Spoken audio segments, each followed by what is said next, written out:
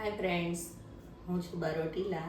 આપણે બનાવી રહ્યા છીએ નાના રવૈયાનું શાક, જે ભરીને બનાવવાના છે. મિક્સ બધો મસાલો, એમાં ચણાના લોટની ગ્રેવી અને બીજો બધો સૂકો મસાલો આપણે નાખવાના છીએ.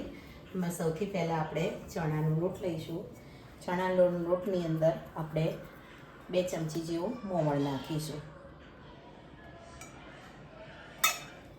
ત્યાર પછી એમાં થોડુંક હાથથી મસળેલું જીરું છે જે આપણે નાખીશું. પછી એમાં 1 ચપટી હિંગ નાખીશું. હિંગને હું તેલની અંદર પણ થોડીક હિંગ નાખી દઈશ. તાંસળામાં એનો વઘાર કરતી નથી, ડાયરેક્ટ જ એમાં હું મૂકી દઉં છું. અને ત્યાર પછી આપણે થોડોક ગરમ મસાલો નાખીશું. ગરમ મસાલા પછી આપણે લસણવાળું બનાવવાનું છે, એટલે લસણ નાખીશું. લસણ અમે 10 થી 15 કળી નાખેલું છે, જેને ક્રશ કરી લીધું છે. ત્યાર પછી આપણે લીલા મરચાં નાખીશું. એમાં 3 થી 4 લીલા મરચાં છે જે ક્રશ કરેલા છે. ત્યાર પછી આપણે તલ નાખીશું, સૂકા સફેદ તલ જે નાખીશું અંદર. પછી 8 થી 10 નંગ આપણે સિંગદાણા છે જે આપણે ક્રશ કરી લીધા છે તે નાખીશું. પછી આપણે સ્વાદ પ્રમાણે મીઠું નાખીશું, કે જે દરેકના ઘરનું રૂટિન હોય એ પ્રમાણે મસાલા નાખવાનો છે. જીરું. પછી આપણે રૂટિનના મસાલા નાખીશું, કે 1.5 થી 5 ચમચી જેવી આપણે હળદર નાખીશું.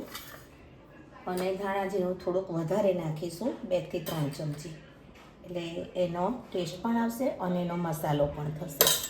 ત્યાર પછી અમે કાશ્મીરી મરચું અને દેશી મરચું છે જે બંને મિક્સ કરેલું છે એ નાખીશું. મરચું જે તીખાશ તમે જે રીતે ખાતા હોઈએ એ રીતની આપણે રાખવાની છે. ત્યાર પછી આપણે આ બધું મિક્સ કરી લઈશું. અને મિક્સ કર્યા પછી 2 દાણા આપણે ખાંડ નાખીશું. રવૈયા ઘણી વખતે કડછા લાગતા હોય છે, તેને મેન્ટેન કરવા માટે 2 દાણા ખાંડ નાખીશું. પછી આપણે આ બધો મસાલો છે ચણાના લોટમાં એ મિક્સ કરી લઈશું.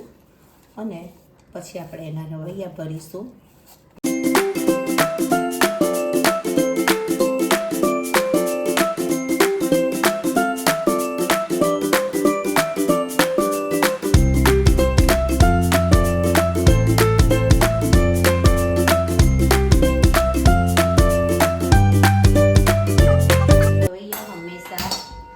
તાંસળાની અંદર જ બનાવીએ તો એનો ટેસ્ટ કંઈક અલગ આવે છે.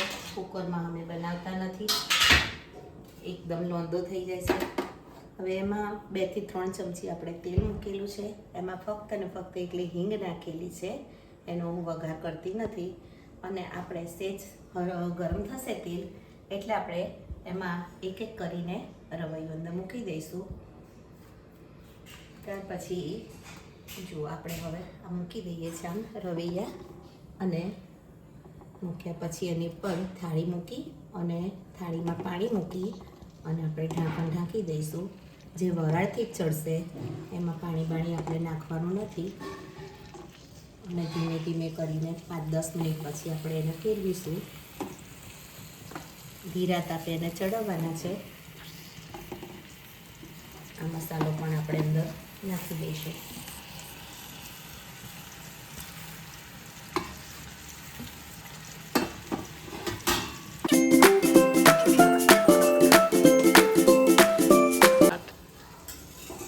આ રીતે એક વખત આપણે પાણી મૂક્યા પછી 5-10 મિનિટ થાય એટલે એક વખત આપણે એને ફેરવી લેવાના.